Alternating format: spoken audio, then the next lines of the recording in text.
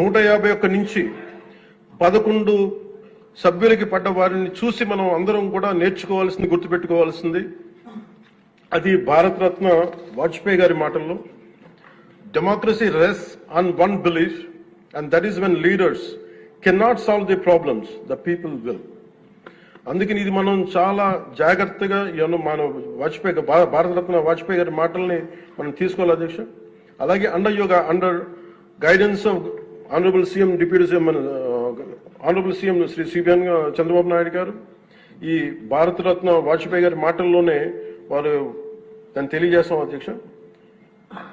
The challenges we are facing ahead, మనకున్న challenges కానీ ఉన్న సమస్యలన్నింటినీ భవిష్యత్ వికసిత్ ఆంధ్రప్రదేశ్ దిశగా ఎలా వెళ్ళాలి అని అనుకుంటే అది వాజ్పేయి గారి మాటలను చెప్తాను అధ్యక్ష. It's no problem we cannot tackle, no challenge we cannot face, no opportunity we cannot seize. Jai Hind.